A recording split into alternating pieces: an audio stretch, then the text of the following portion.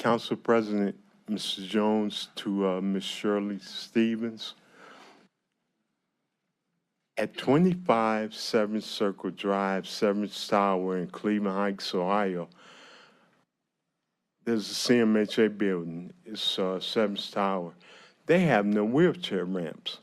They have a number of residents that live there. This is dangerous, and I'm appalled.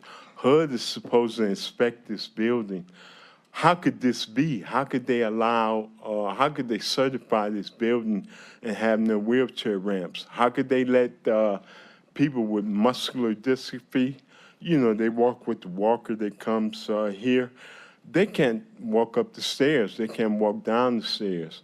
When the elevator is out of order, which is frequently year after year, for example, April 28th, the small elevator was out of order. April 29th, both elevators, the freight elevator was out of order. So both elevators are frequently out of order. As I speak right now, it was Mother's Day. That Saturday, May 11th, the freight elevator, one elevator was out of order. There's, 170 people living in this building on one elevator, on no elevator. I can't understand why CMHA can't get the problem resolved. This is a danger, a safety risk. Emergency personnel can't get there.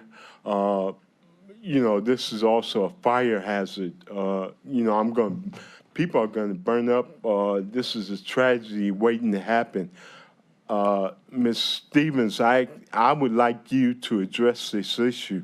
I would like you, HUD is supposed to do their job, but they're incompetent. Yeah, they are. You know, the black people, they vote for you, the Democrats. For 100 years, they voted for you. But what have I got in Cuyahoga County? I've got nothing for my vote. I asked for $2 billion so that I could renovate, so I could build moderate and low-income housing in Cuyahoga County, Cleveland, Ohio. My U.S. Senator didn't ask for the money, didn't make the request. The Biden administration owes me this. The illegal immigrants get better housing than I do. I would like your help. You know, the people in wheelchairs at 25 Seventh Circle deserve better than this, living in danger. These people don't even realize that they're in danger. They take it as a joke. I don't. Taxpayer money is spent. You know, HUD has, the Secretary of HUD has a 2-year discretionary budget, $30.4 billion. And I don't get any of this money to address the housing in Cuyahoga County, but I'm going to vote for Joe Biden and his administration. You people are telling me that you're doing such a great job. Your time is ended. Yeah, I'd like to thank all of you for giving me voice. You're welcome. John Majoy.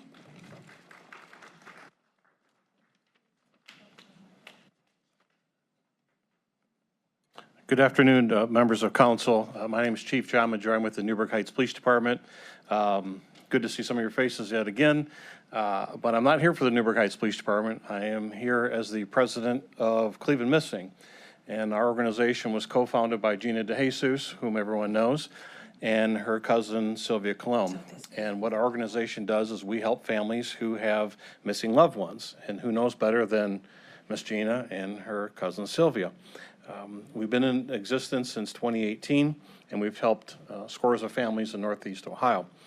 One of the things we do is we partner with the Northeast Ohio Amber Alert Committee, which I am the chairman of, and we are seeking support for Resolution 2024-0104 for ARPA funding to put on the Northeast Ohio Amber Alert Conference. The conference will be held on October 23rd at the Conference Center Holiday Inn on Rockside Road in Independence.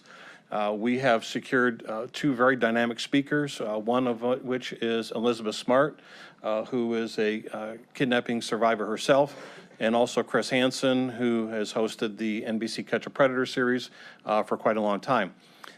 We hope to train 400 plus criminal justice practitioners, not only from Northeast Ohio, but from across the state. And we've also received notification that some of our folks from the Department of Justice from Texas would like to come to our conference as well. So I'm just here to simply ask for your support. I want to thank the Public Safety Committee who brought it here, Mr. Jones specifically, for your support, your ongoing support. This is a tall order. The mission that we have with Amber Alerts and missing persons, and this money will be put to good use. So I thank you all for your time. And again, I would ask for your support on this resolution. Thank you very much. Thank you. Lou?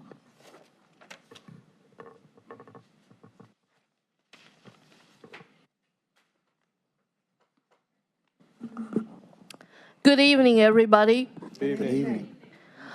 We just heard that housing issue is not only for homeless people, even for the people supposedly having housing.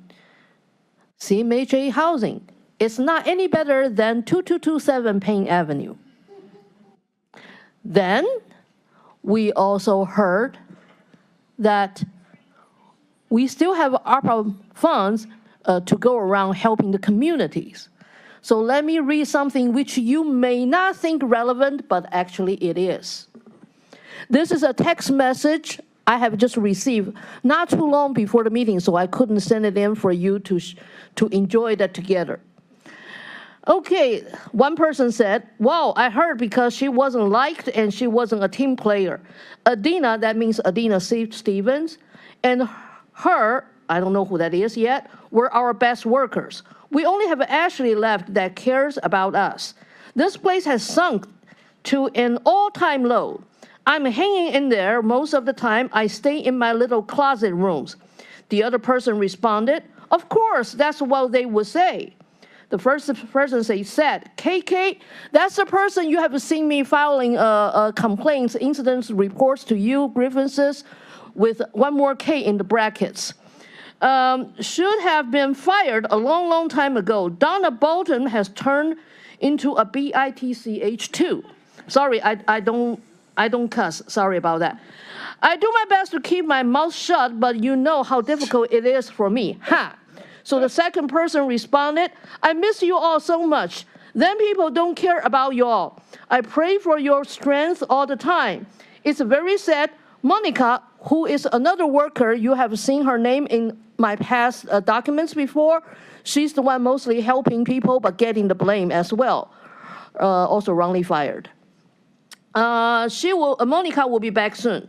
And the second person also added to me as, I pray for that shelter every day. It's so sad they fire the people who care and keep rehiring the devils. So now, I would like to connect these two together. Without proper fundings, any organization supposedly to do good for people, to deliver service for the county, can only hire the people probably not with the professional knowledge, not with the proper social skills, not even with a better understanding of work ethic is. And this is the reason why our correction officers in the county jail can really jeopardize people's safety, people's lives, no matter how correction officers put in efforts. Same thing. I have telling you what happened in 2227 Payne Avenue. Funding is the issue. Please not waste more money on the things we don't need. Thank you. John Urkel? John Urkel? I'm sorry. I come before you again, thank you. I come before you again to talk about systems, that you guys are the protectors, the people who examine what the administration is actually doing. And I encourage you to hold their feet to the fire to make sure that they are looking at each of the projects that are before you and are going to come before you in a systems manner. Such things as I came before you as talking about, it's not a jail, it's a justice system. You need to approach it from that standpoint. You need to say, this is how much the system cost. These are the impact on the lives of those people. This is how we changed. What are the metrics? How did we change those people? In the 40-year time frame, you need to also, an example would be to think about the energy consumption over those 40 years. That jail site is, in my opinion, one of the most windiest in Cuyahoga County. Is there a potential there to reduce the cost of the jail? Is there a geothermal solution? Is there a gas from the dumps that are right across the street? The arts and culture issue would also be an example. Arts and culture is about to double the request from the taxpayers for the sin tax. They haven't solved the problem. They haven't thought through the problem enough to be able to say, there's less smokers, there's less money coming in. That's going to happen into the future. That's real. What do we do about it? Do we not give away all the money, put some in a foundation to be able to get interest off what that foundation is doing? Thinking about the future, thinking about the whole thing. The Superior decision that you're voting on today, I'm a realtor and I sit there and go, it's not cheaper to just buy the thing rather than rent it for an extremely long period of time. I think there needs to be good answers about that. The stadium's going to come up. It's come up before. You guys were all around when it happened last time, and now we're back here. And we're always in a bad position. If we do this, no matter whether it's downtown or it's in Middleburg Heights, it needs to be, what Mike White said, there needs to be a good hunk of it in the public interest. We need to think through it so that if it ends up in, for instance, in Middleburg Heights, that there is a rail connection, a rapid connection between that stadium and the other, I'm blanking on the other place out there, that for conventions. So Thank you, that sir. delegates can go from our two convention facilities out to there, to those two convention facilities out there. And I thank you, you sir. for your time. Ronaldo Rodriguez Jr.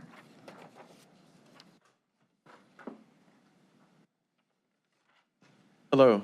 Thank you for allowing me to address you today. I'm a constituent of Mr. District- Rodriguez, if you could state your name for the record, please. My name is Ronaldo Rodriguez Jr., and I am a constituent of District 7, and I'm here to speak about Metro Health's sudden and unexpected decision to break their promise of creating a hospital in a park.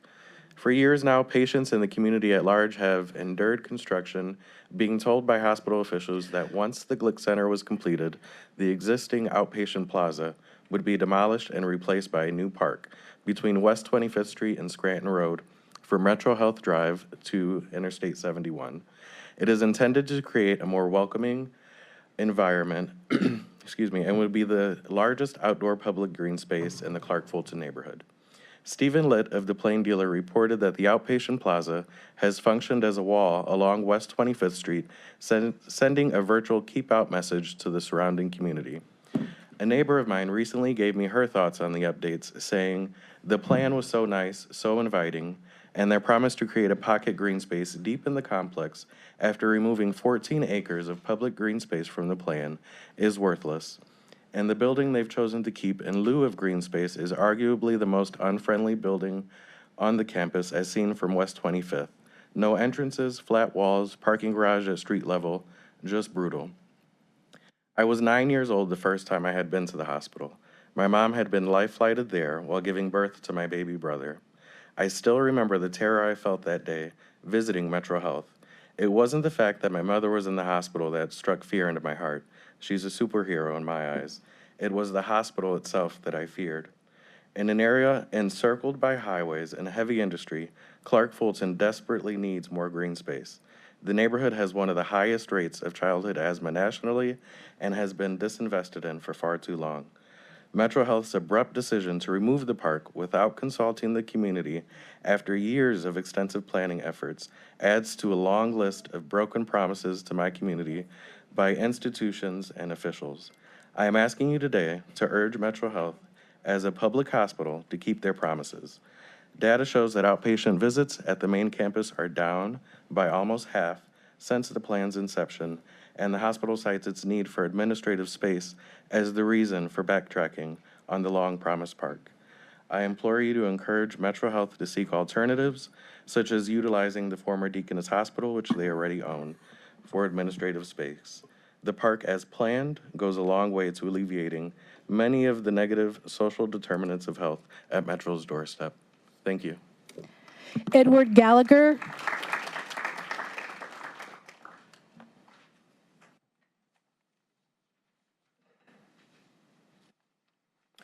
Well, good evening. I'm Edward Gallagher, resident of District 1. President Jones, Vice President Stevens, my home representative, Mr. Kelly, and my work representative, Mr. Miller. Thank you for the opportunity to share my support of the resolution to place the replacement cigarette tax for arts and culture, R 2024-0180, on the November ballot. I am Vice President for Education at Beck Center for the Arts in Lakewood. And you may know that the Beck Center is a community arts organization with a professional theater and a very robust arts education program. We're in our 90th year of existence, and we have served in excess of 60,000 individuals over our last calendar year alone. We are pleased that we reach over 60 zip codes just in our education program. I'm proud of our work serving several thousand individuals on our weekly basis in classes, in community programs, and creative arts therapies program. We teach age and developmentally appropriate artistic skills to individuals of all ages, and we provide the foundation of the art forms for beginners and lead them through their path through advanced learning. We have alums who have found their place on Broadway in movies, on TV, in graphic design, the world of comic books, visual arts, and more in the creative industries. That being said, the part I'm most excited about is the life skills that are taught through the arts at Beck Center and numerous cultural institutions across our county. Artistic skills are important, and so are the communication, academic, motor, emotional, and social skills that are learned through taking part in the arts. This is the part that is the most transformative part of those that take part in the arts. We hear from alums who say they're better teachers, attorneys, sales reps, because they learned to tell their story when they were on stage. They worked as a team in a production, and they did it because of theater. We've heard stories of folks that we've worked with who are in hospice, dying patients, seniors, that have told their story and set it to music to be a legacy piece to give to their family members and their loved ones once they're gone. And just within the last 2 years, we worked with incarcerated youth through an arts program where we developed artistic skills through comic books. And drawing along those lines, we created and painted murals. The gentleman in the program took part in creating those murals, painting them together, and working as a team, all put together in their common area at the facility, painting together, working together as a team with no challenges whatsoever. These small examples alone, we saw the arts enhancing the quality of life, advancing life skills, creating vibrant communities, and improving education of our youth. Now multiply that across the 485 nonprofit arts institutions that benefit from this tax. With the passage of the cigarette tax in 2006, without it, I would not be here to tell these stories. The support of the citizens of Cuyahoga County enabled Beck Center to weather the financial storm of the Great Recession in 2007, and it also helped us and many others weather the storm of the COVID-induced recession. I appreciate your support of Cuyahoga Arts and Culture and all that takes place in our arts and culture institutions, and I appreciate your support of this important issue. Thank you very much. Reverend Reggie Bunch.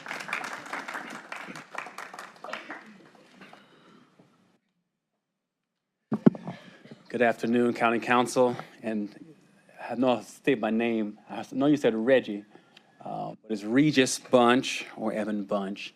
Thank you. I apologize. I do pastor and live in District 9, and Meredith Turner is my council person. I thought it was revealing that District 5, Gallagher, is willing to put his energy towards going to his area and campaigning for a jail. I thought that was telling. I think that was a wake-up call. I think it was the white supremacy in him finally coming up, and very, very loud. Because I bet you Gallagher would not go into District 5 and find investment for Kinsman Union, Lee Harvard. He would not go into District 5 and stop this county from investing in murdering Palestinians, destroying their universities. I think that was the wake-up call, because you got to watch where people put their energy. And if that excites him, see, you got to be careful when white folks call certain people terrorists. Because when you call Palestinians terrorists, you can kill them and no one will say a word. When you call people from Kinsman Union terrorists, you don't have to invest there. You don't have to invest in Collinwood. You don't have to invest in Lee Harvard, because they're not worth the, but what is worth the investment is a new jail to lock our black and brown folks up. You know, as black folks, W.E.B. Du Bois taught us something important. When we go to college, we become the talented 10th. We become exceptional to make sure black and brown folks continue to live on and not continue the legacy of white supremacy that lives in this world. And if we ought to be exceptional, we use our minds to reimagine what this county can invest its dollars in. Community-based systems of care. That ought not shock us, scare us. Take the money out of places that is killing Palestinians, destroying their livelihood, and putting that money towards where it matters. And if that's offensive towards you, then what type of place do we live in? And the legacy we were called to be. We're called to be exceptional, phenomenal, imaginative, and creative. Do the right thing, y'all. This is the time to do what is right. Thank you. Skylar Urban.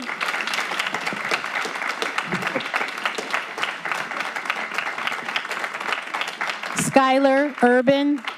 We're going to pause. The person can come forward. We're going to please come forward to make your comments. Okay. I've stated the rules before, how we are to conduct ourselves within this council meeting. And we can shut it down at any moment. But there are rules that we have here.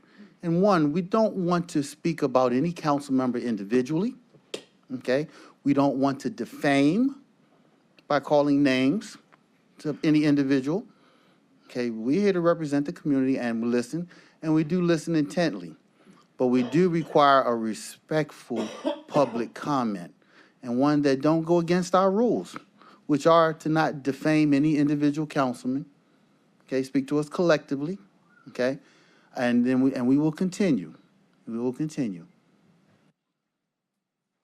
Thank you. My name is Skylar Urban, and I'm a math and social studies teacher with the Cleveland Metropolitan School District. As a math person, I'm a big numbers person, so here's the latest numbers according to a Reuters report published this morning.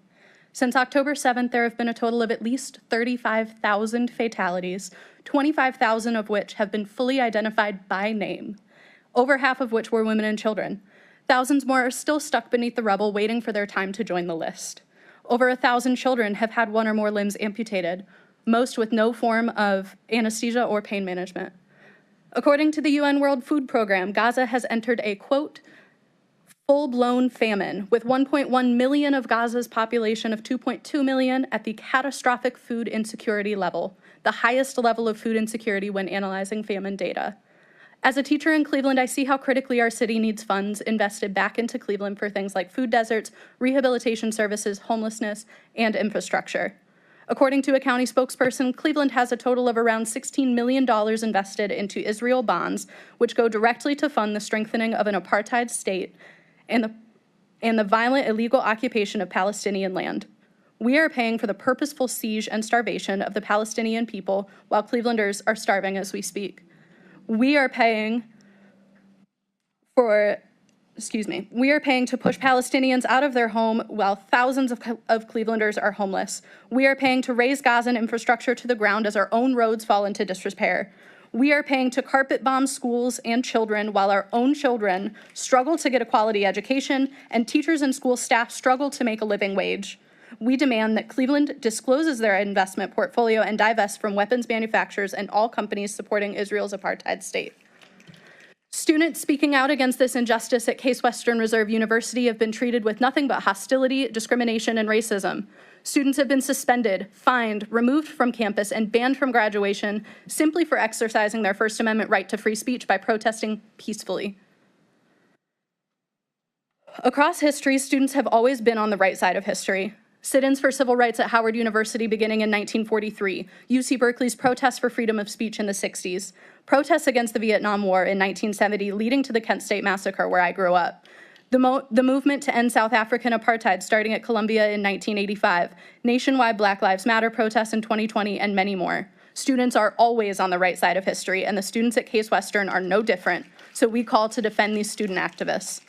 The U.S. is a country founded on the right to government representation, the freedom of speech and press, resistance against colonial powers, and the revolution of the people.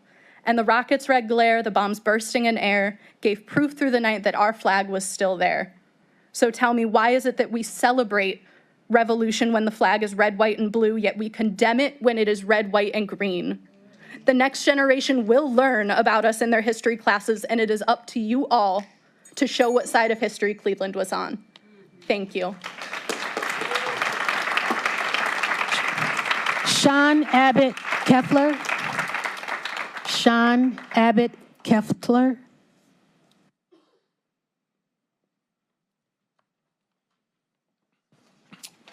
Good evening. My name is Sean Abbott Clafter, and I live in Cleveland Heights. I am here to make 3 demands of the council. 1, a non-investment ordinance. We are demanding an ordinance that explicitly prohibits investment of county funds in bonds issued by the government of Israel. 2, transparent review of the due diligence process. We demand a detailed report outlining the due diligence process that was conducted before investing and or reinvesting in Israel bonds. This should include how the potential moral, economic, political, and ethical implications were evaluated. 3, a community investment review board. We demand the formation of a community investment review board tasked with assessing the social, economic, and ethical ramifications of current and future county investments, ensuring they align with the values and interests of Cuyahoga County residents, and providing recommendations to the IAC and the Treasurer's offices.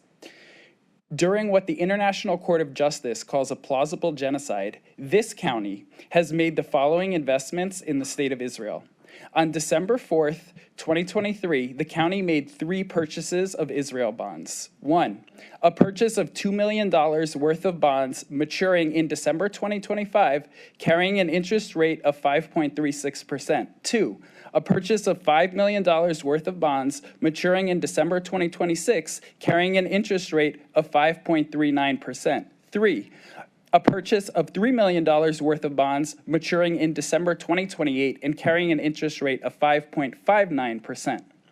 On December 4th, as South Africa prepared to submit its case to the International Court of Justice, Israel was mounting an offensive in the south of Gaza. As airstrikes rained down on residents of Khan Yunis, the UN spokesperson, Stephanie Dujarric, told media that, quote, for people ordered to evacuate, there is nowhere safe to go and very little to survive on. According to Reuters, as residents of Khan Yunis attempted to flee to Rafah, the head of the United Nations Agency for Palestinian Refugees in Gaza, Thomas White, said people in Rafah themselves were being forced to flee. Quote, people are pleading for advice on where to find safety. We have nothing to tell them. On December 4th, the Gaza Health Ministry reported that the total number of people killed in the war in Gaza had reached 15,899 people, with thousands more missing. This was the day we found it fit as a county to give the Israeli government $10 million more with which to buy weapons.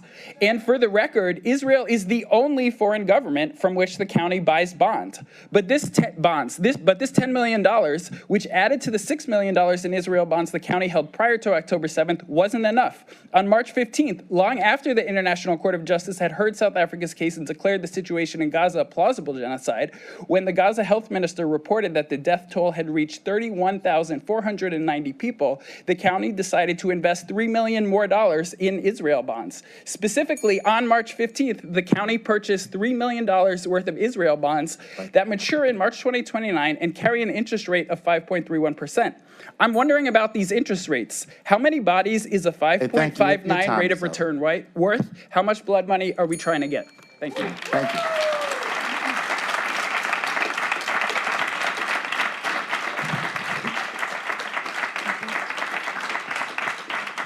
Tyler Goliath.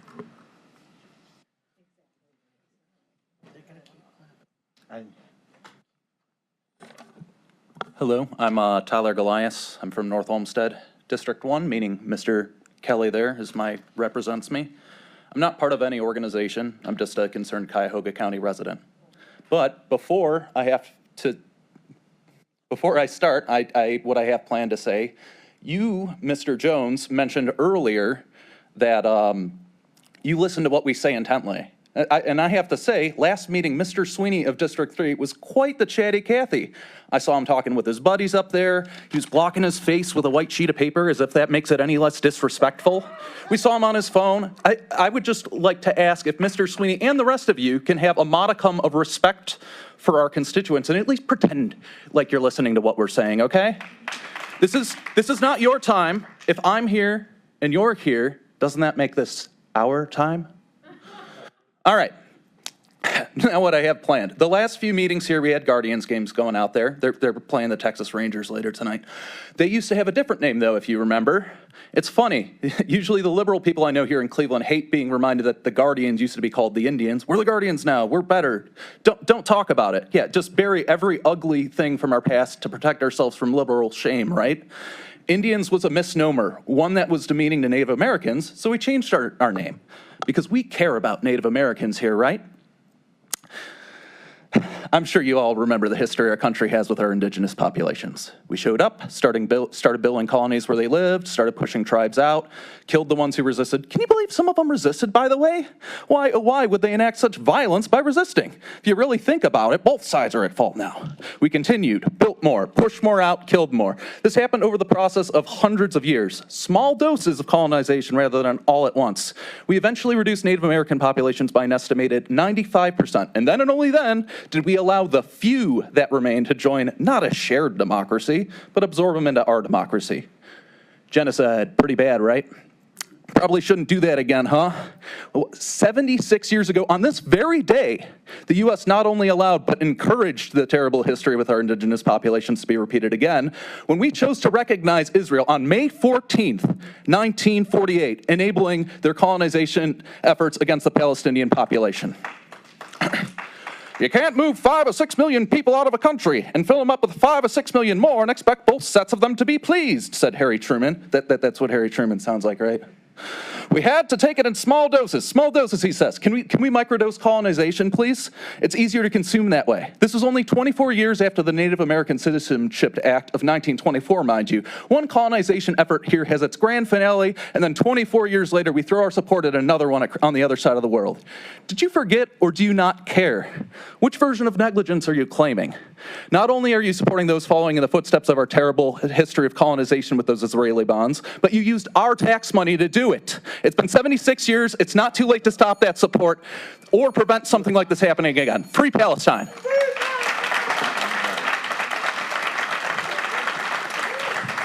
Okay, Andrea.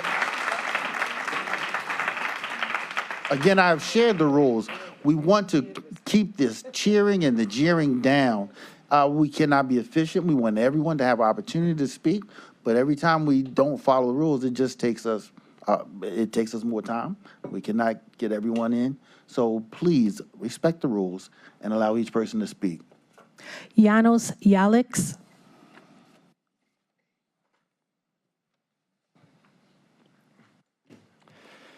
Evening, Council.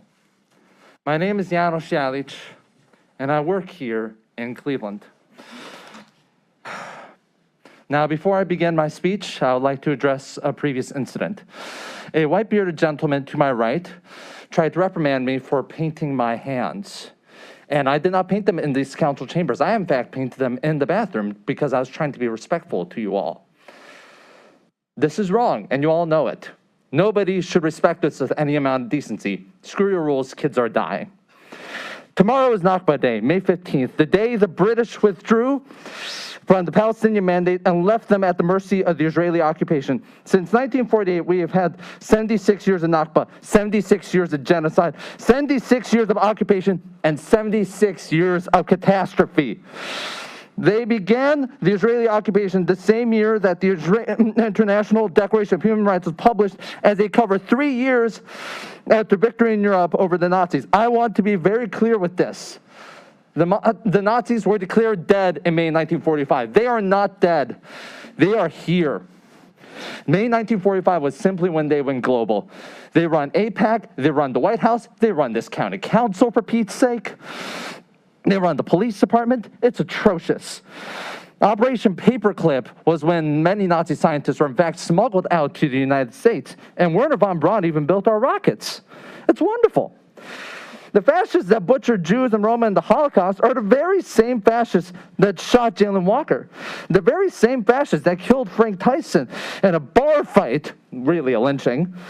The same fascists that shot Tavion Kuntz Williams in the hand and slammed the airfields in the comfort and security of our own home, not to mention the very same fascists that have locked up Lion Nasser in administrative detention for over a month now, and the same fascists that have been butchering Gaza and the West Bank for 76 years. The same fascists that have strapped up Palestinians in the SC Timon camp in the Negev Desert in diapers and blindfolds for God knows how long. And in fact, SC Timon camp is too generous of a name. It should be called Nova Auschwitz. You all know why. Growing up in Ohio, I used to believe that being a good citizen meant doing everything your government told you. That's how they engineered us. But we're not droids or AI. We're not drones. We're not programmed. We need to make our own decisions. But now, before I must go, I need to actually say these few words from Hani Abdullah, the great Palestinian singer. Take me in your arms. I want to sleep. I haven't slept for long. And if you notice my tears falling, just pretend like you didn't. Take me in your arms and embrace me. Heal all my wounds. And when you're finished, shake my shoulder and tell me, please, that it's shameful to cry. You have $3 million in Israeli bonds. I recommend that you do away with them. Just like your super rules about bans, signers, and public comments. Free Palestine!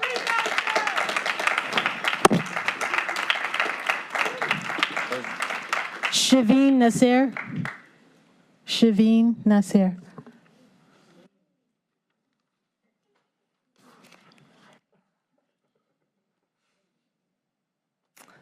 Hello, y'all. My name is Shireen Nasser. In a couple of weeks, I'm going to be giving a talk on Palestinian joy. It's a difficult topic to cover, especially during an active, ongoing genocide that every government in the world, except for Israel, the US, and Germany, acknowledge. Joy is resistance, especially when people are being slaughtered. It's a reminder that life will continue even when your own government is funding your death. It's especially important to acknowledge Palestinian joy in this moment, as expressions of Palestinian joy are criminalized in Israel. Recently, far-right Minister Ben-Gvir outlawed Palestinian expressions of joy in East Jerusalem, ordering any Palestinian who cheered or celebrated the return of Palestinian prisoners, many of whom were children, to be jailed, and calling love for Palestinians akin to terrorism. For the last 2 city council meetings, we have come to stand before you to express our disappointment at this county's investment in Israel bonds, a choice that was made without consulting the community with full knowledge of the war crimes committed in Israel. My cousin still being illegally detained by the Israeli military, a 24-year-old graduate student. It keeps me up at night knowing the unspeakable things the Israeli guards themselves have reported happen in these illegal detention centers. So when Palestinians can experience joy, we do it with our full hearts. It's then especially problematic that in the last 2 meetings, this body silences our pride and joy here in these rooms. One of the only times many Palestinians have platformed to speak to the very same elected representatives who have chosen to fund the extermination of their people. To me, this is emblematic of a larger problem of racism in our systems. We did not come here in anger. We came here hoping to work alongside you all. Yet the first thing to greet us walking through these doors were papers assuming our intent.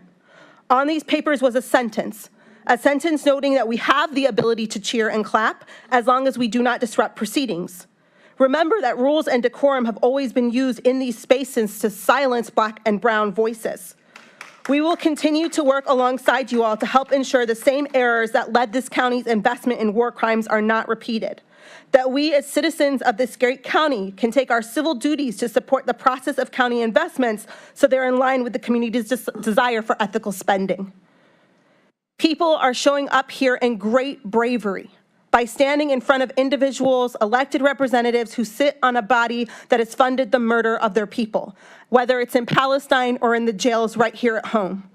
We're tired of being silenced. We're tired of being silenced by the weaponization of false definitions of anti-Semitism that conflate criticism in Israel with discrimination, while real anti-Semitism is happening under our noses. We're tired of being silenced by the racism that paints us as violent and angry because we're Palestinian or because we're standing up for Palestinians or if we're calling for something better for our people. Look at us, really look at us. We come from all walks of life, all faiths. We represent solidarity behind a single principle, the right of every person, including each of you, to live with dignity and free of oppressive systems. You don't need more security dogs here. You just need to listen to us outside of the stereotypes of us. Please make the name. Jenna Muhayedine.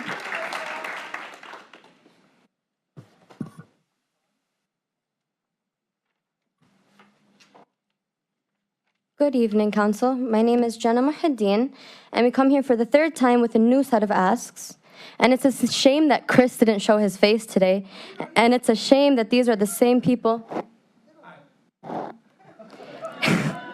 It's a shame that these people are the people that make financial decisions that dictate where our tax money goes. In a city where there are homeless encampments and people struggling to afford basic living standards, we have police and universities implementing punishment on students exercising their First Amendment right, protesting a genocide in government which this county has funded.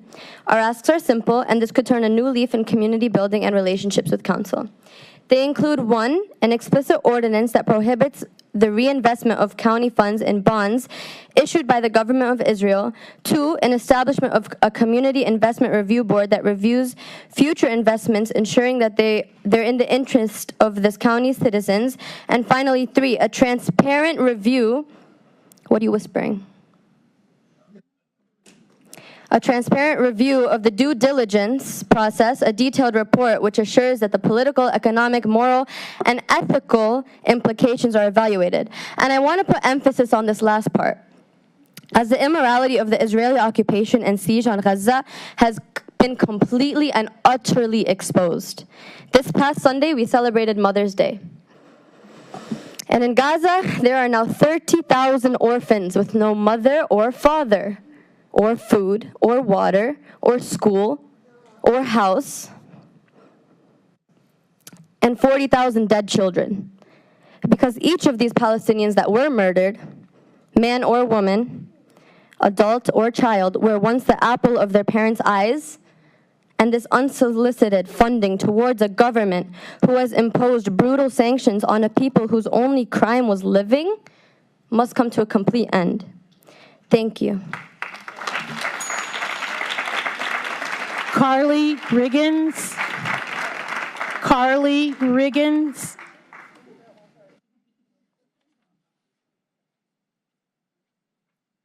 Hello, my name is Carly Riggins. And first of all, according to the county rules that you've been handing out to us and hanging up on the doors, we are in fact allowed to applaud for one another. More pressing than these county rules, however, is the humanitarian crisis in Gaza and the gross human rights violations occurring daily in the Gaza Strip, the West Bank, and the occupied Palestinian territories. On May 11th, CNN published an article detailing the horrific abuse that Palestinians have been suffering in just one of Israel's many prisons, with information provided by 3 Israeli whistleblowers and over a dozen Palestinians. 3 minutes isn't enough time to relay to you all of the horrors described in this article, but I do want to read just one sentence. Quote, "The facility is split into two parts. Enclosures where around 70 Palestinian detainees from Gaza are placed under extreme physical restraint, and a field hospital where wounded detainees are strapped to their beds wearing diapers and fed through straws. I want to be very clear when I tell you all that this is what you are investing in. You are taking constituent tax dollars and you are investing them in an apartheid state, in an occupying army, in illegal settlements, and in a genocide which has killed over 35,000 Palestinians and injured 76,000 more in the last 7 months alone. The things we are asking for are incredibly reasonable. We're asking for a non-reinvestment ordinance, for transparent review of due diligence process, and for a community investment review board. Please do the right thing and listen to your constituents. Thank you. Chris Martin. Chris Martin.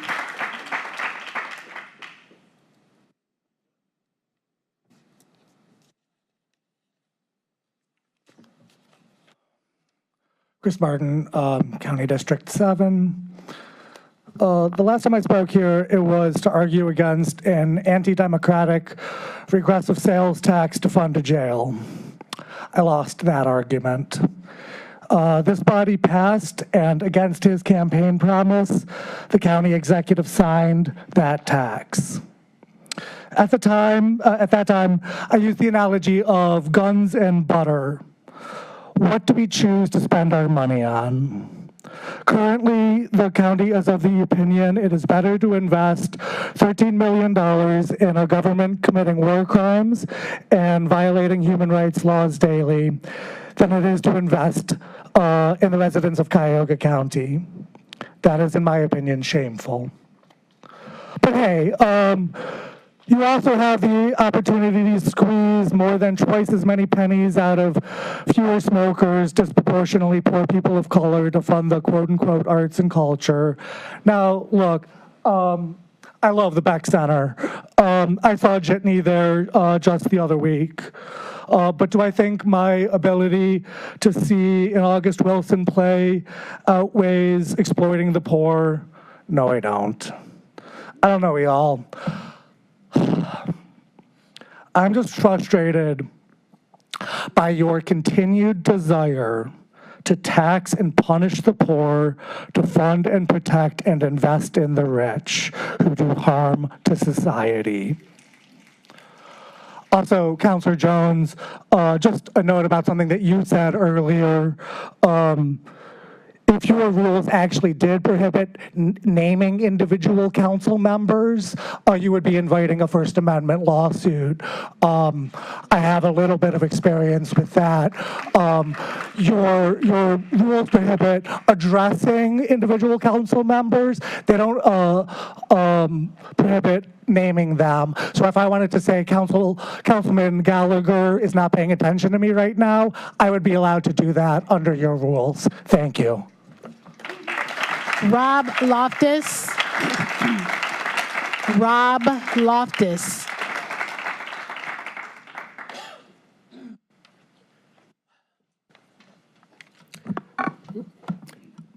Hi, my name is Rob Loftus. I live in Bay Village, so Councilman Kelly is my representative.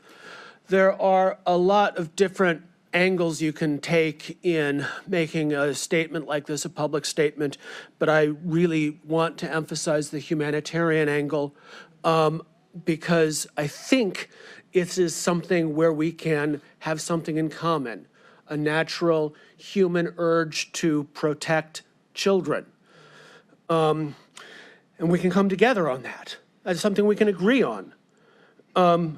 Right now, 35,000 people are dead. I think about half of them children. I'm not as good with the statistics as other speakers. The entire population of Gaza has been displaced. The entire population of Gaza is starving. And this could be fixed with a single order from the Israeli government to open up the borders to aid. Right now, we are in this weird position as a nation where we are simultaneously funding the bombing of a people and then funding their aid. We are punching with one hand and trying to half-heartedly heal with another. The only reason why you would keep the borders closed to aid is that if you are interested in using famine as a weapon. And that's a war crime. War is never good, but it doesn't have to be like this. I saw on social media today demonstrators, Zionist demonstrators destroying aid that was coming in. That's something you would only do if you think that absolutely everyone in that community, even the children, are your enemy. And that's just not true. Even Joe Biden, a moderate's moderate, has criticized Israel for not having a plan for what happens after they destroy Hamas. It seems to me that you don't need, the only reason you wouldn't need a plan is if you don't plan for anyone to be there. And this is, I think we can agree that this is wrong. I got a nice little flyer here with details about the county investment in Israel, $16 million in Israel bonds. We don't have to do that. We don't have to, sure, these bonds bring in investment money, they bring in interest, but if money circulates in our community, if it goes from person to person, it enriches the whole community. I heard someone on social media ask why the student, okay, thank you. Thank you. Steve Norris. Steve Norris.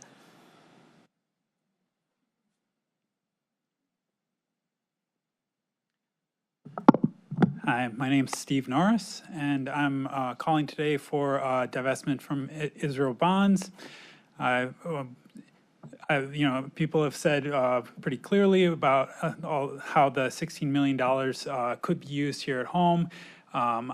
We do not need to be funding famine in Gaza. I call on the county to have the courage to do the divestment. I recognize that Ohio has preemption where you're not allowed to do boycotts of Israel.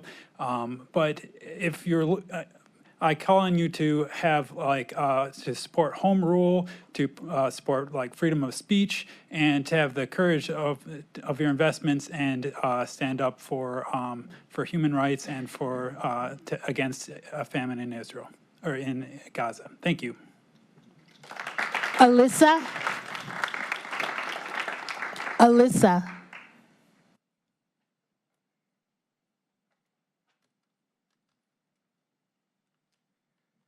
Hello, my name is Alyssa. I live in Mayfield Heights. It seems like there's a pattern of you guys misplacing your tax dollars in global affairs, not at home.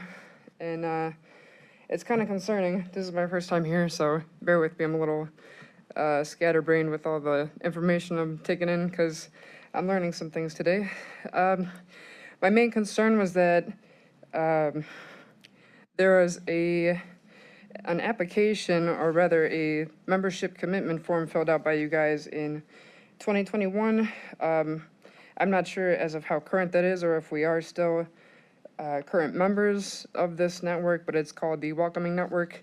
It is associated with Welcoming America, and that is funding for basically it allows people, including immigrants, to have all sorts of opportunity and engagement in the community. It doesn't quite dictate where or how much actual labor and county employee time is given to this network, but there are certain requirements. The first one is pays dues to support the network. That's $9,000, I believe. You also have to host a welcoming week. And like I said, this is from 2021, but there's an increasing demand for housing, I believe, with immigration and lots of people being bused to different major cities. And they need places to go. So opportunity is given to them by America. Why not local citizens instead of people who are coming here and don't have citizenship. That's fine if they come here, but they should do it legally, and they need to, work like we do and earn a fair wage so that they can support themselves and not just leech. But I am also concerned about the membership type says premium. I'm just curious what the requirements for that are as well. It says it's an organization, so it's not a government entity, but you guys have listed yourselves as such, of course. The member contact information says Matt Carroll, and it is signed, it says executive, printed name Armand Budish, title County Executive. Beneath that, it says executive signature Matt Carroll. So a little bit of a difference there in name. I was just concerned with that, and if we're still doing that, because I really think that affairs that are outside of Cuyahoga County are not your guys' job. So, thank you. That concludes the public comment portion for today's meeting.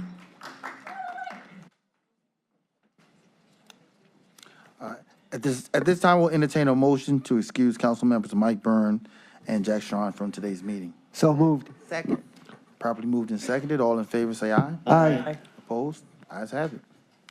At this time, we'll entertain a motion to approve our minutes as presented on today's agenda. So moved. Second. All right, properly moved and seconded. All in favor, say aye. Aye. Opposed? Ayes have it. Announcements from the council president. At this time, I'm going to have Councilwoman Sunny Simon and Councilman Council President Pat Kelly to give comments at this moment. So we will turn things over to, again, Councilwoman Sunny Simon. Take your time.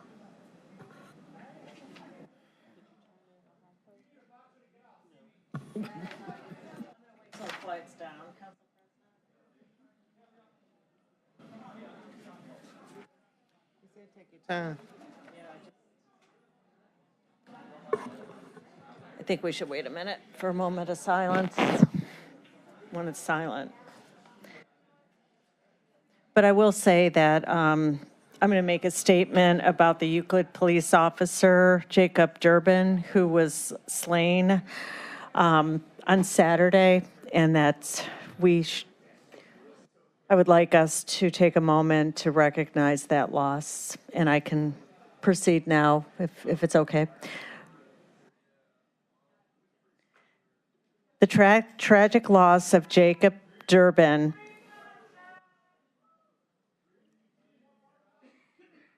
I would like it to be a moment of silence with respect for the officer, so I'm going to wait a minute. Okay. The tragic loss of Jacob Durbin, a dedicated police officer in his first year of service with the city of Euclid, serves as a stark reminder of the risks officers face in protecting our communities.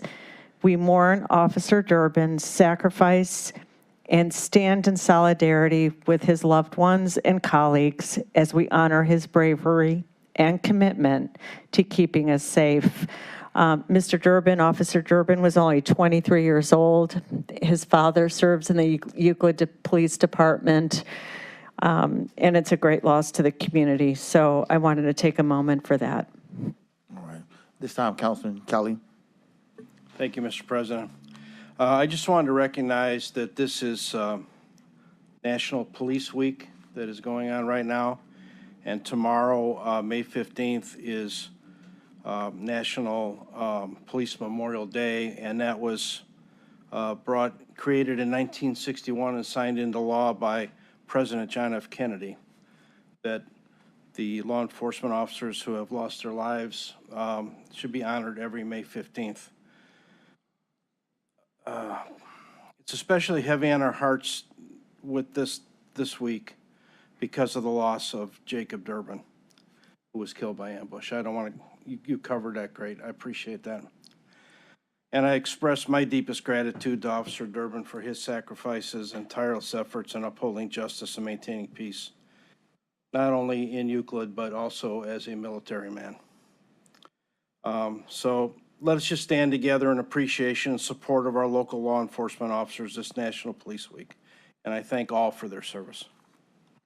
And at this moment, let's have a moment of silence for our Officer Jacob Durbin.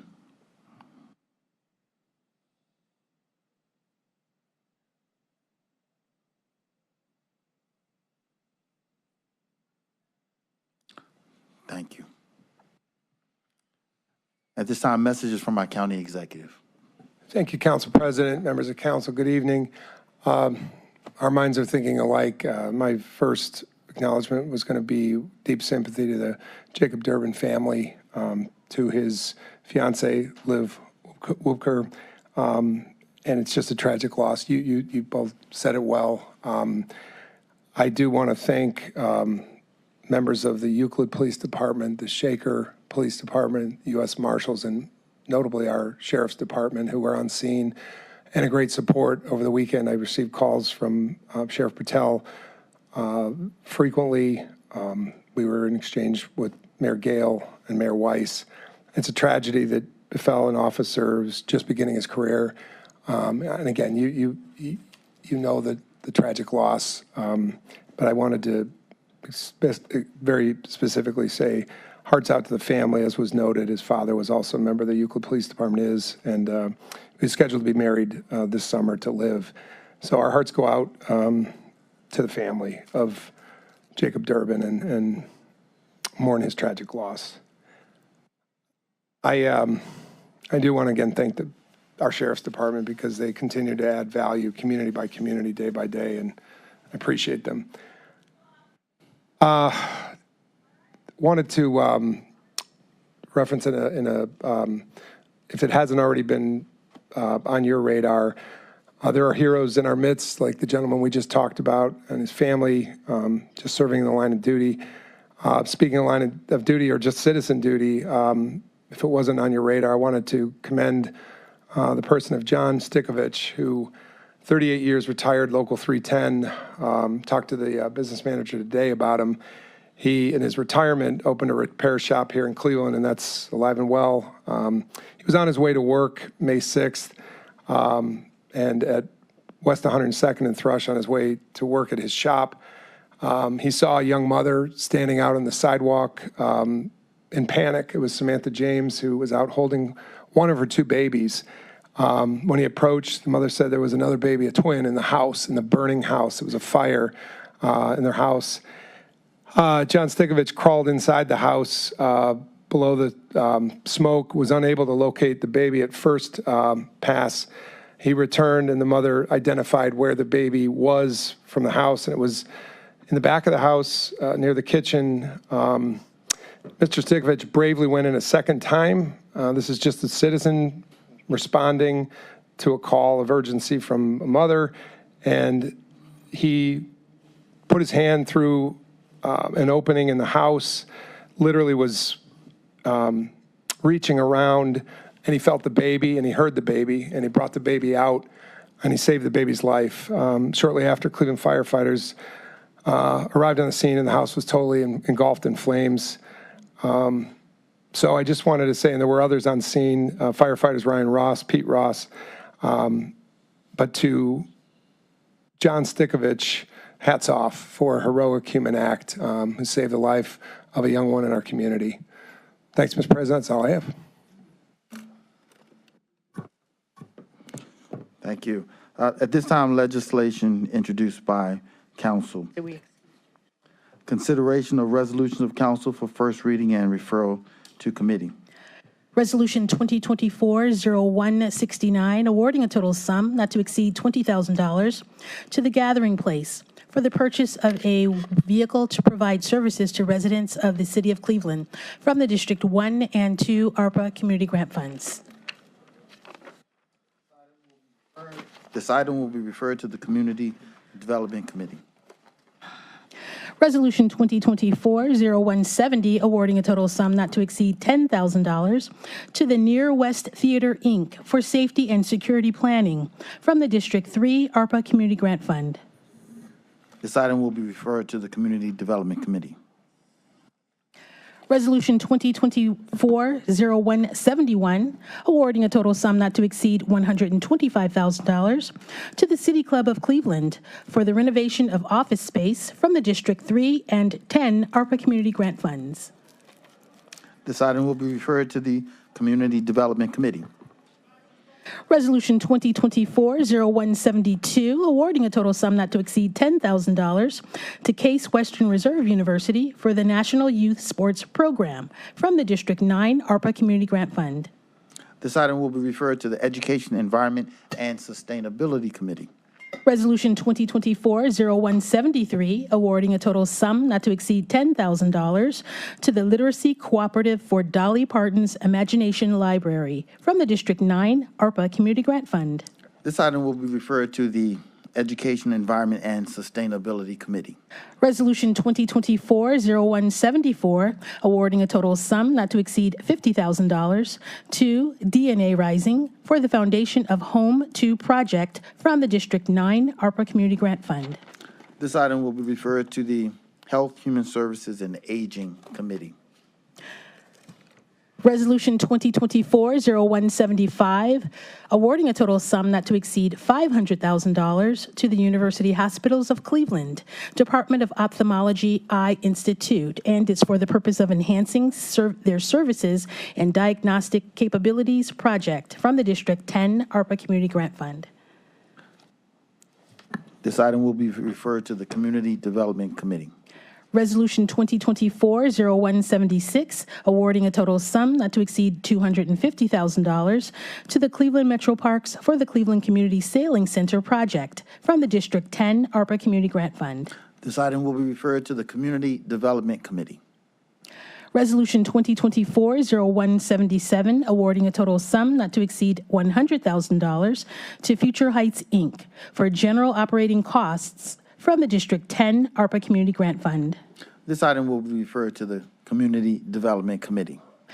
Resolution 2024-0178, making an award to College Now of Greater Cleveland in the amount of $1 million from the Cuyahoga County Educational Assistance Fund for Component 2 of the Cuyahoga County Educational Assistance Program for the period ending June 30th, 2029.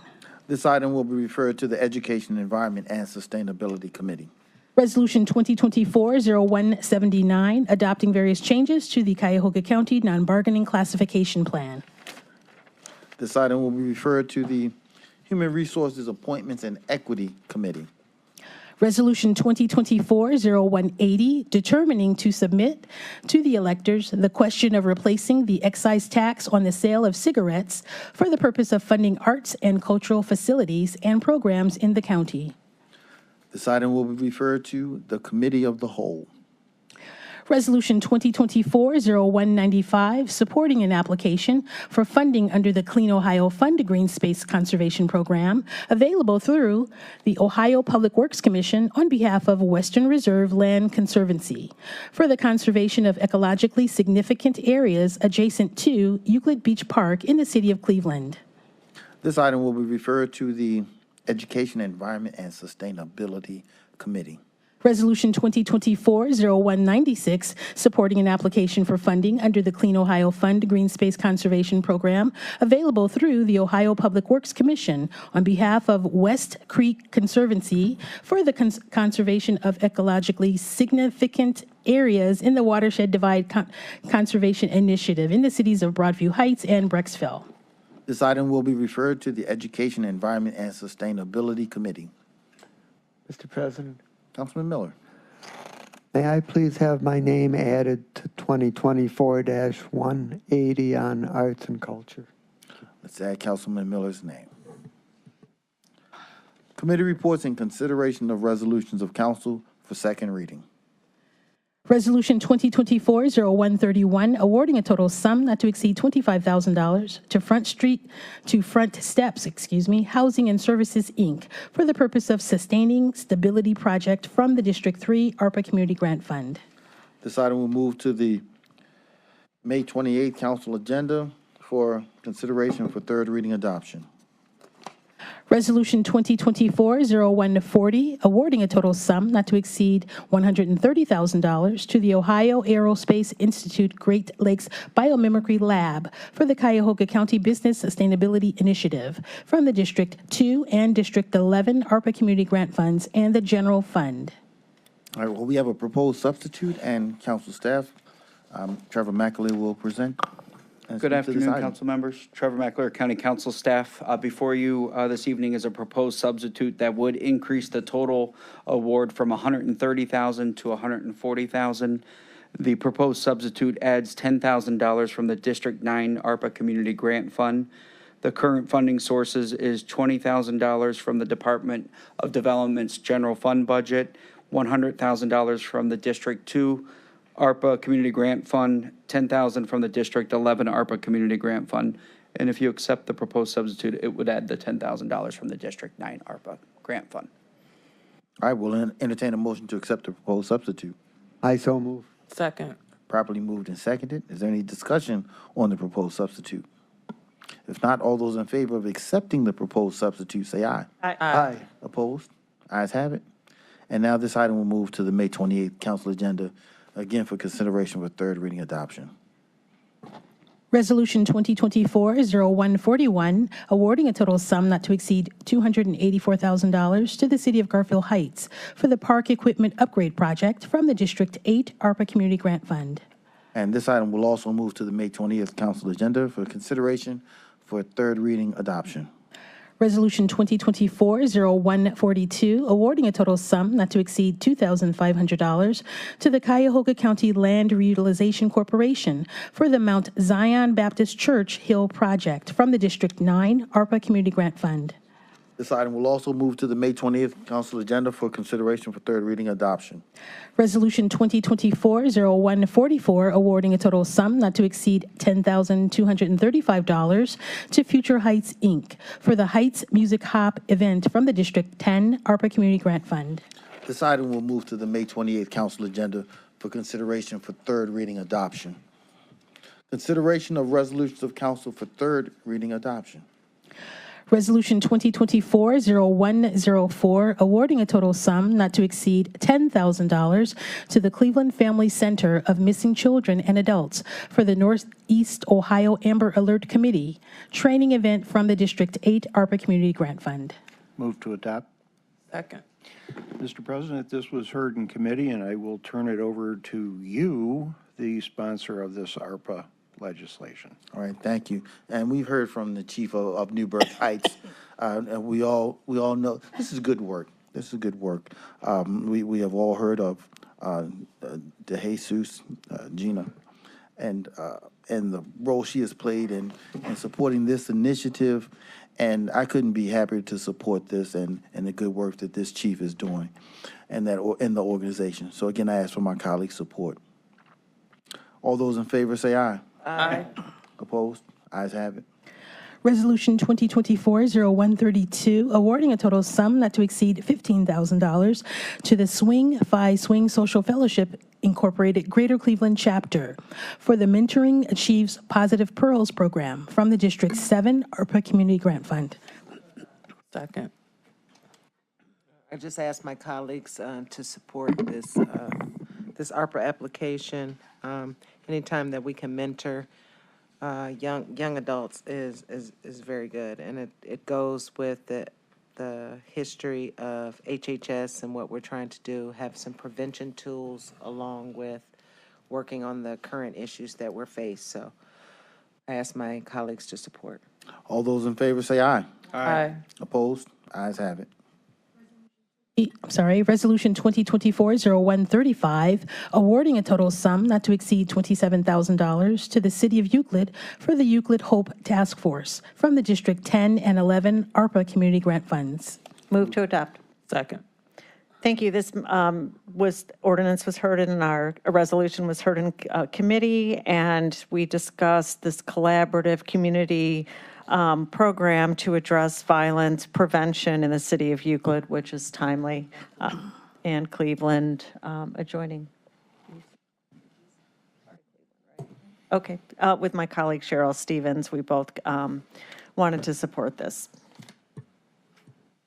All those in favor say aye. Aye. Opposed? Ayes have it. Committee report and consideration of an ordinance of council for second reading. Ordinance 2024-0004 was held in committee. All right. Consideration of an ordinance of council for third reading adoption. Ordinance 2024-0003, amending the Personnel Review Commission's administrative rules. Move to adopt. Second. This item was presented by Rebecca Kopczynski, the Director of the Personnel Review Commission. The proposed changes are to ensure consistency between their rules, charter, county handbook, and the county code. They clarify the Personnel Review Committee's authority, jurisdiction, and procedures to ensure a more efficient operation and enhance their processes. I ask for your support. All right. All those in favor say aye. Aye. Opposed? Ayes have it. Legislation introduced by executive. Consideration of a resolution for first reading adoption under suspension of rules. Can I have a motion to suspend the rules? Mr. President, I move to suspend the rules. Second. Properly moved and seconded. All in favor of suspending the rules say aye. Aye. Opposed? Ayes have it. Resolution 2024-0181, amending the 2024-2025 biennial operating budget for 2024 by providing for additional appropriations, appropriation transfers, and cash transfers. Move to adopt. Second. Mr. President, my colleagues, this resolution is the regular fiscal agenda of budget amendments. The answers to our questions to OBM are on your desks. Most items are routine, involving appropriations and closeouts of grants, appropriations for previously approved capital projects, and realignments within accounts. Notable is the appropriation of $150,000 for success payments for the Ohio National Guard Pay for Success program.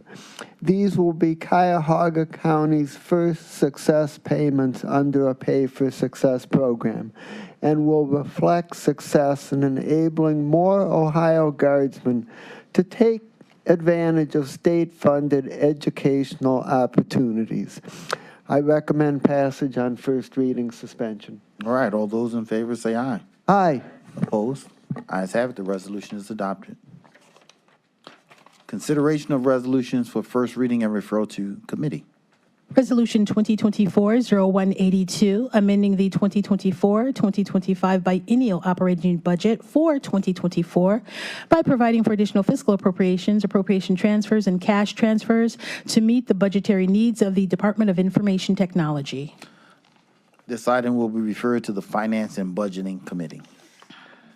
Resolution 2024-0183, confirming the county executive's appointment of Catherine Parks to serve on the Alcohol, Drug Addiction, and Mental Health Services Board of Cuyahoga County for an unexpired term ending June 30th, 2027. This item will be referred to the Human Resources Appointments and Equity Committee. Resolution 2024-0184, confirming the county executive's appointment of Kate McBride to serve on the Child Abuse and Child Neglect Regional Prevention Council of the Ohio Children's Trust Fund, representing the Great Lakes region for an unexpired term ending September 27, 2024. This item will be referred to the Human Resources Appointments and Equity Committee. Resolution 2024-0185, confirming the county executive's appointment of the Honorable Judge Donna Congeni Fitzsimmons to serve on the Cuyahoga County Diversion Board for an unexpired term ending February 28, 2025. This item will be referred to the Human Resources Appointments and Equity Committee. Resolution 2024-0186, confirming the county executive's reappointment of Brandy Carney to serve on the Cuyahoga County Diversion Board for the term March 1st, 2024 through February 28th, 2027. This item will be referred to the Human Resources Appointments and Equity Committee. Resolution 2024-0187, declaring that public convenience and welfare requires the reconstruction of Lee Road from Invermere Avenue to the North Corporation Line in the cities of Cleveland and Shaker Heights in connection with the Northeast Ohio Area-Wide Coordinating Agency 2024-2027 Transportation Improvement Program. Total estimated project costs, $21,040,359, and finding that special assessments will neither be levied nor collected to pay for any part of the county's costs of said improvement. This item will be referred to the Public Works Procurement and Contracting Committee. Resolution 2024-0188, approving right-of-way exhibits as set forth in plat number M5055 for the replacement of Hilliard Boulevard Bridge number 08.57 over the Rocky River Valley Parkway and Trail in the cities of Lakewood and Rocky River. This item will be referred to the Public Works Procurement and Contracting Committee. Mr. President, I'm sorry. Councilman. may I have my name added, please? Let's add Councilman Miller's name. Name also, please. And Councilman Kelly's. Duly noted.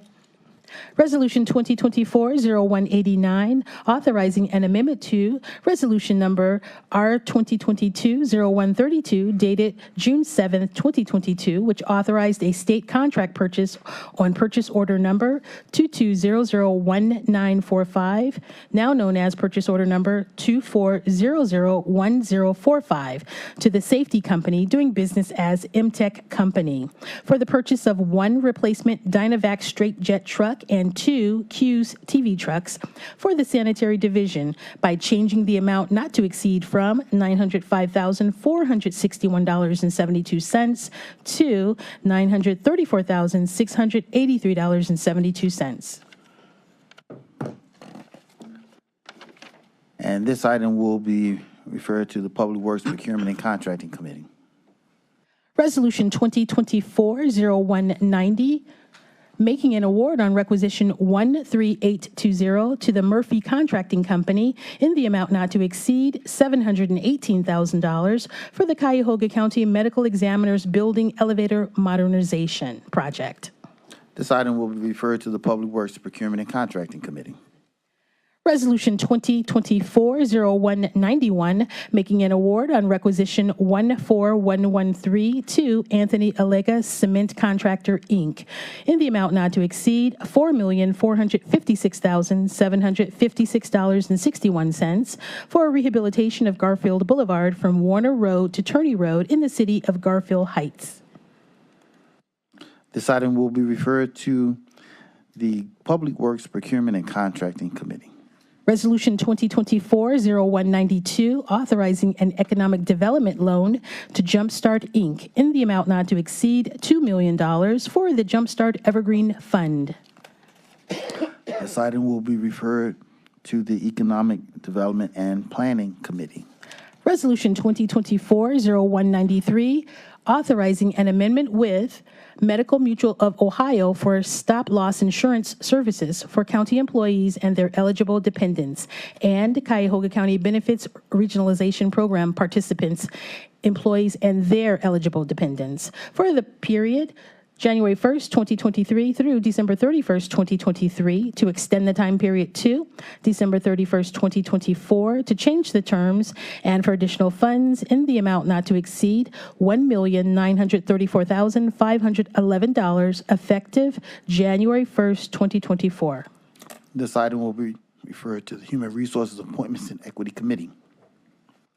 Resolution 2024-0194, authorizing an amendment to a contract with Metro Health System for correctional health care services for the Cuyahoga County Jail System for the period May 9th, 2019 through May 8th, 2024, to extend the time period to January 31st, 2025, to add additional funds in the amount of $24,931,847 for a total amount not to exceed $110,915,111, and to transfer ownership of the jail pharmacy to the Metro Health System. This item will be referred to the Public Safety and Justice Affairs Committee. Committee reports and consideration of resolutions for second reading. Resolution 2024-0129, making an award on requisition 12232 and authorizing a lease agreement bearing contract with Cleveland Superior LLC for the lease of space located at 1801 Superior Avenue in the city of Cleveland. Anticipated to commence on January 31st, 2025, for an initial term of approximately 17 years, in an amount not to exceed $91 million, which includes but is not limited to rent, initial capital expenditures, management fees, utilities, operating expenses, and a general contingency amount. And this item was amended in committee. Substituted in committee. So it may not match what everybody else is looking at on their agenda. All right, duly noted, but this item was also moved to the May 28th council agenda for consideration for third reading adoption. Mr. President, would you please add my name? Let's add Councilwoman Turner's name. Resolution 2024-0166, amending resolution number 2023-0082, dated April 11th, 2023, which authorized an economic development loan in the amount not to exceed $2 million to Bridgeworks LLC, or its designee, to assist with funding project costs of a place-based mixed-use development project located at 2429 West Superior Viaduct in the city of Cleveland, which will include 140 apartment units, 132-room hotel, a 120-seat restaurant and bar, and parking garage, by extending the resolution sunset date from 12 months to 18 months. This item will move to the May 28th council agenda for consideration for third reading adoption. Committee reports and consideration of resolutions for second reading adoption under suspension of rules. Can I have a motion to suspend the rules? Mr. President, I move to suspend the rules. Second. Properly moved and seconded. All in favor, say aye. Aye. Opposed? Ayes have it. The rules are suspended.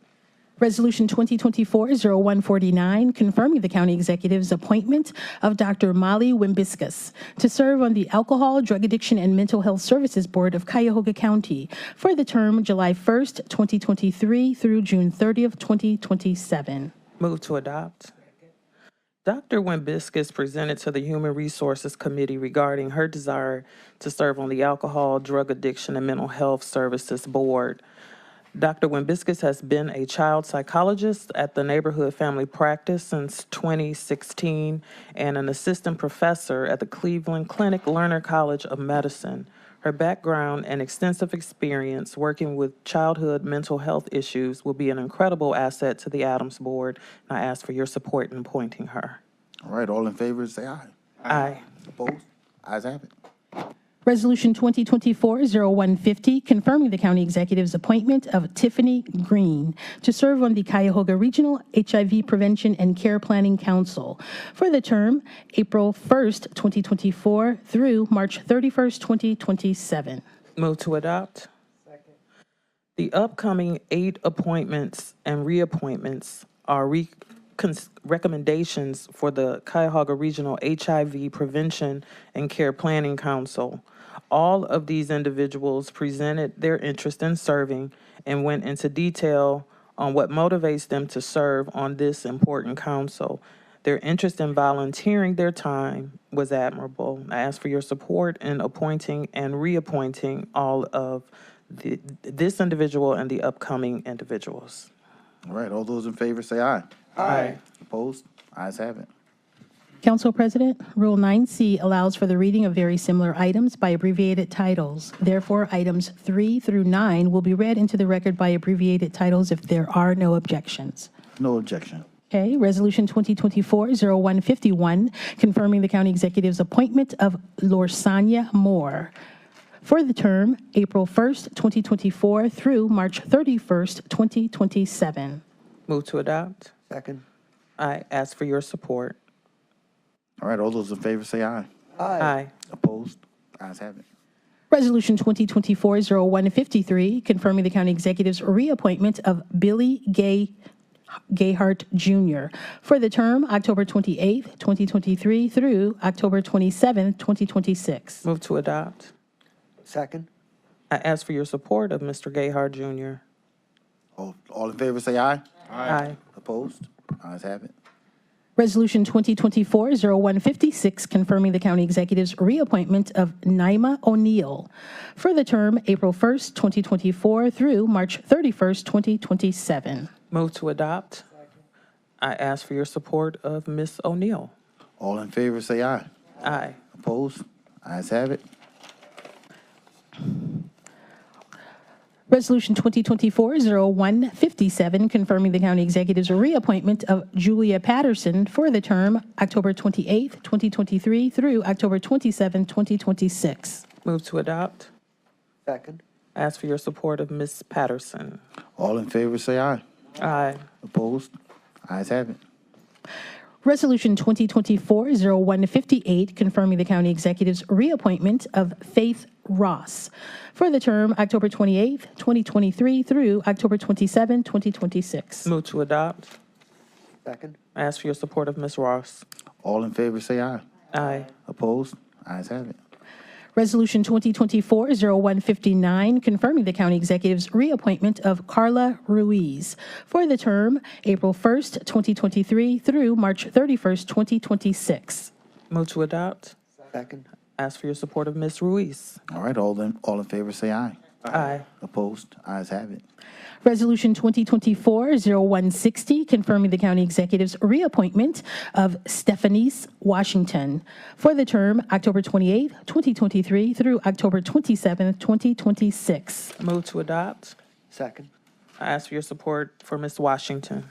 All those in favor, say aye. Aye. Opposed? Ayes have it. Resolution 2024-0161, confirming the county executive's appointment of Michael Summers to serve on the Metro Health System Board of Trustees for an unexpired term ending March 31st, 2026. Move to adopt. Second. Michael Summers attended the HR committee to express his interest in serving on the Metro Health Board. Mr. Summers has extensive public and private sector experience and will surely be a valuable asset to Metro Health. I ask for your support in appointing him. All in favor, say aye. Aye. Opposed? Ayes have it. Resolution 2024-0162, authorizing an initial project application to Ohio Department of Transportation State Infrastructure Bank for a loan in the amount not to exceed $14,400,000 to finance a portion of the replacement of Rockside Road, bridge number 03.23 and bridge number 03.32 over the Cuyahoga River in the City of Independence and the Village of Valley View. Move to adopt. Mr. President and my colleagues, this and the next three resolutions were all presented by Nicole English to the Public Works Committee on May 1st and unanimously recommended for second reading suspension in order to stay on track with construction schedules. For each of the three construction contracts, multiple bids were received with the contract being awarded to the lowest bidder. This resolution authorizes an application to the Ohio Infrastructure Bank for a $14,400,000 loan for the replacement of the Rockside Road Bridge in Independence and Valley View.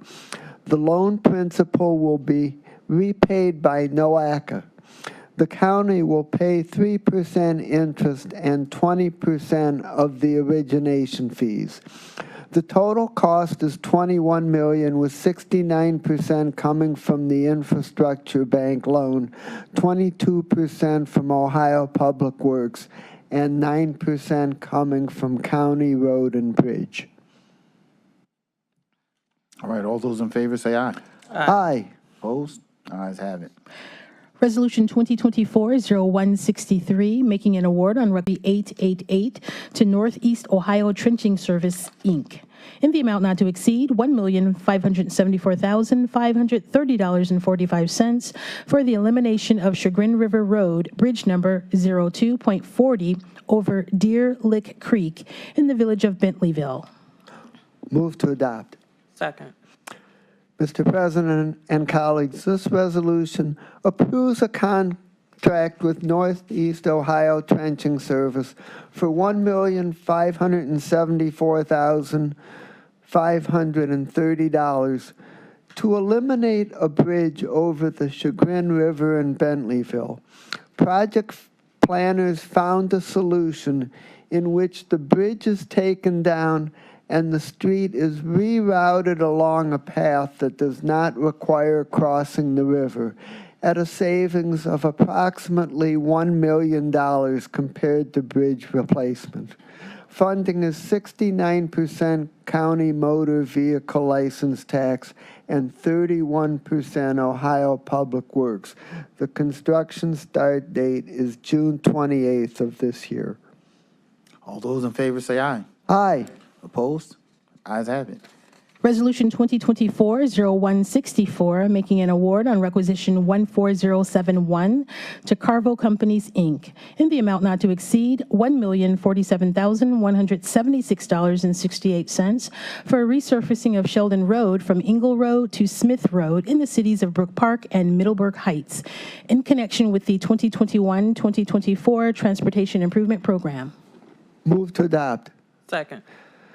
Mr. President and colleagues, this resolution approves a contract with Carvo Companies for $1,047,177 to resurface Sheldon Road from Engle to Smith in Brook Park and Middleburg Heights. Competition worked very well on this project. 7 bids were received, and the winning bid was 29% under the engineer's estimate. The funding sources are 76% federal, 20% Ohio Public Works, and 2% each from the county license plate tax and the municipalities. All those in favor say aye. Aye. Opposed? Ayes have it. Resolution 2024-0165, making an award on requisition 13886 to Vandra Brothers Construction, Inc., in the amount not to exceed $1,580,963.85 for resurfacing of Grant Avenue from East 49th Street to East 71st Street in the city of Cleveland and the village of Cuyahoga Heights, in connection with the 2021-2024 Transportation Improvement Program. Move to adopt. Mr. President and colleagues, this resolution approves a contract with Vandra for $1,580,964 to resurface Grant Avenue from East 49th to East 71st Street in Cleveland and Cuyahoga Heights. The funding sources are 68% federal, 22% Ohio Public Works, and 5% each from county license plate tax and the municipalities. The construction start date is June 17th next month. All those in favor say aye. Aye. Opposed? Ayes have it. Resolution 2024-0167, authorizing an amendment to a contract with Lutheran Metropolitan Ministry for operations and case management services for a 400-bed men's emergency shelter located at 2100 Lakeside Avenue in the city of Cleveland, and for facilitation and coordination of overflow shelter services for single adults and families at various locations for the period January 1st, 2023 through December 31st, 2024, to expand the scope of services and to change the terms, and for additional funds in the amount not to exceed $4,350,000, effective upon contract signature of all parties. Move to adopt. Second. These, Mr. President, these needed funds are instrumental for the well-being of individuals in our men's emergency shelter, so I ask my colleagues for their support. All right, all those in favor say aye. Aye. Opposed? Ayes have it. Resolution 2024-0168, authorizing an amendment to a contract with Emerald Development and Economic Network, Inc., for rapid rehousing and housing stabilization services, for the period January 1st, 2022 through June 30th, 2024, to extend the time period to December 31st, 2025, to change the terms, and for additional funds in the amount not to exceed $1,985,300, and it's effective upon contract signature of all parties. Move to adopt. Second. Mr. President, these funds are needed to keep families stable in their current housing units. I ask my colleagues for their support. All right, all those in favor say aye. Aye. Opposed? Ayes have it.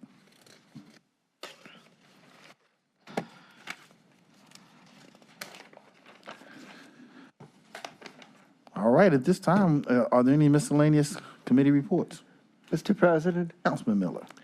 and my colleagues, Finance and Budgeting Committee will next meet on Monday, June 10th. That's a regular time at 1 p.m. for the first quarter financial review and consideration of the IT-related budget amendment package introduced today and any finance and budget legislation that comes at the next council meeting. Also, on behalf of Chairman Mike Byrne, Public Works Committee will meet at its regular time on Wednesday, May 22nd at 10 a.m. Thank you. All right. Anyone else? Safety Tuesday, 1 o'clock. Scheduled. Human Resources will meet Tuesday, May 21st, 10 a.m. Community Development is scheduled for Monday, May 20th at 10 a.m.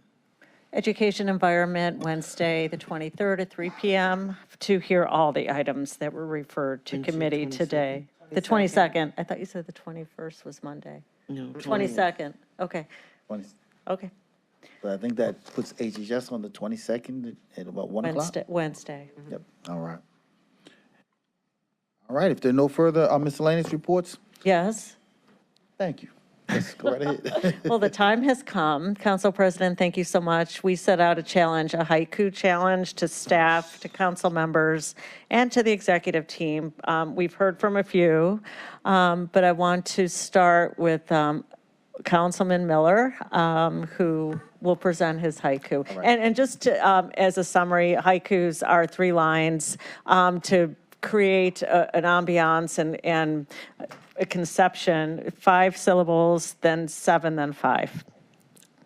And just for the record, we are in miscellaneous Yes, business we now. are. All right. 5, 7, April, Who's going first? Dale, okay, silence, please. April 8th eclipse, 4 minutes sublime darkness, right here in Cleveland. Great. Thanks, Dale.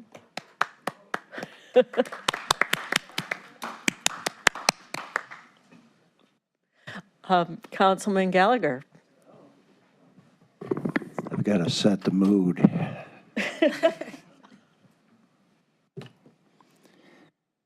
She saw me looking.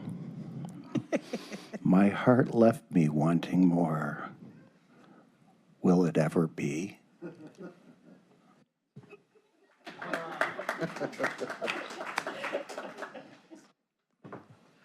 Okay, thank you. Take a moment. Change Take the a moment. mode. All right, change the, Started this. all right, I think that's it for now for Right. council members, That's right? it. But you're, Vaughn, did you have Oh, one? no, no. No, not yet. No, All right. no. okay. Well, I'm gonna, I have one. Let's So, hear- oh, Meredith does? Awesome. Yeah. Great. I don't know about you all, but I've been quite affected by our public comments for the last few council meetings. And so this is what I came up with. Resilient hearts cry. You've earned the right of release. Lighter days will come.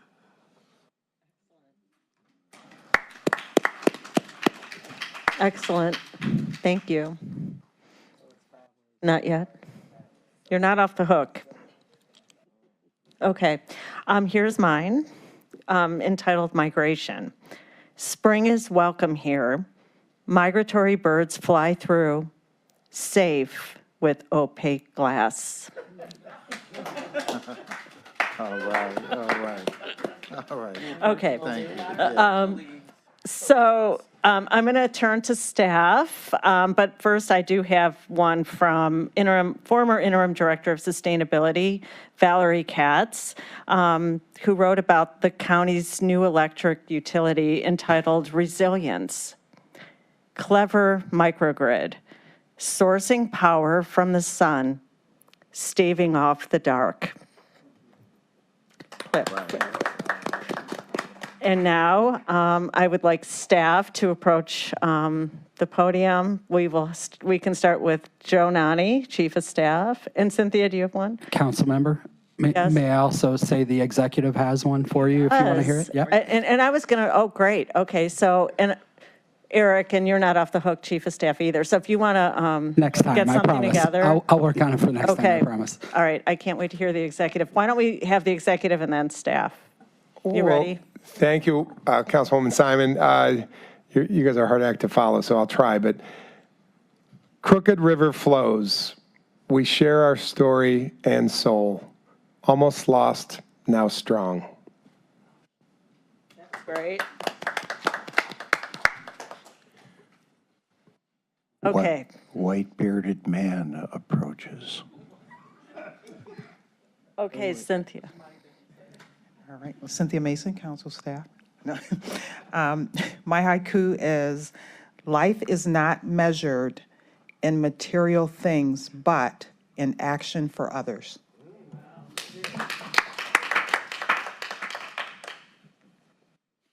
Joe Nani, council staff. Mine is about public service.